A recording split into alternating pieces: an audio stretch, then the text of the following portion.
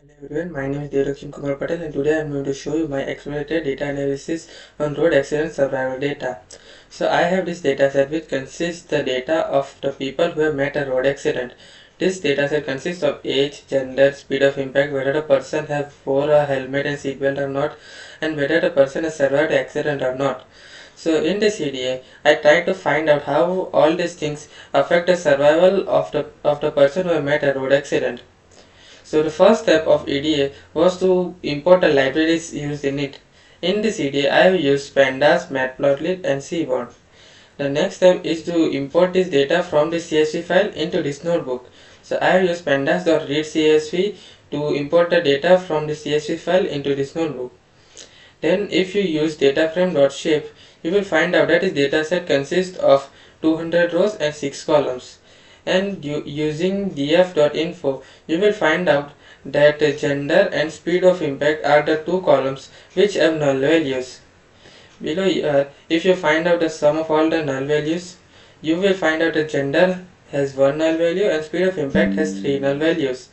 This can affect our EDA in the future and cause some errors, or some results would not be as you expected due to these null values.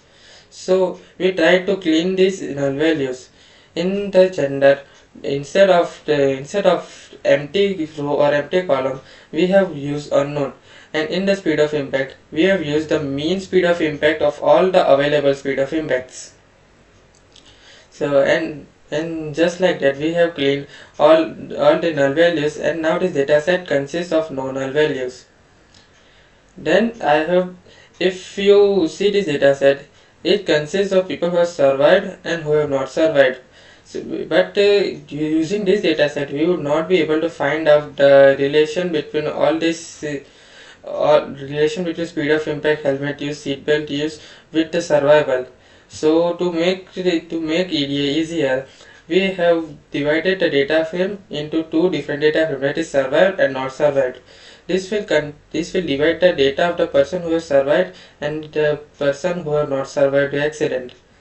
And to make this more readable, in this data set, yes, 1 is used for yes and 0 is used for no. That means the person who are having 1 written in survived column are the person who has survived, and 0 means they have not survived.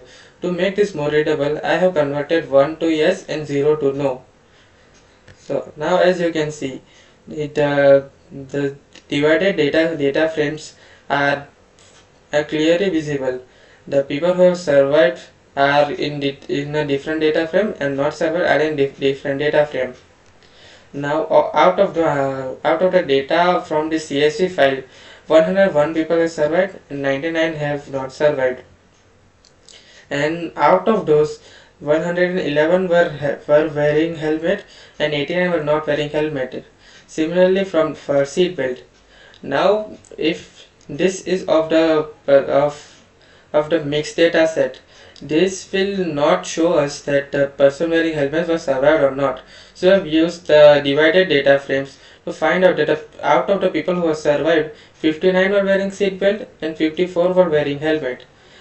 On the contrary, the people who have not survived, the 52 were wearing seatbelt and 57 were wearing helmet.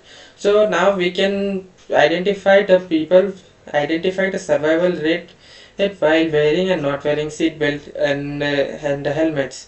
If we have used the full data set, it would have been more confusing. So now instead of reading this, it's better to visualize the data. So I have used many plots and graphs to make this data more visualized. So as you can see, out of all the people, 50.5% survived and 49.5% didn't survive.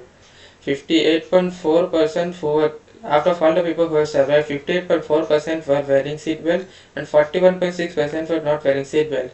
This shows that if you wore a seatbelt and you met a road accident, you are most likely to be survived. Similarly for helmet, if 53.5% who are wearing helmet survived accident and 46.5% didn't survive. Now I have used many such graphs in this EDA to make this data more visualizing and more informative.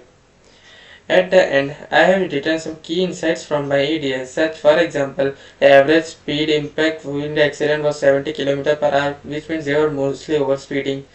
Out of 111 people, 54 were wearing seatbelt and 59 were wearing a helmet. And after the people who have survived 40, after the people who are wearing helmet and seatbelt, 42 people didn't survive, and people not wearing seatbelt, 47 people didn't survive. So this was it from my side. Thank you and have a nice day ahead.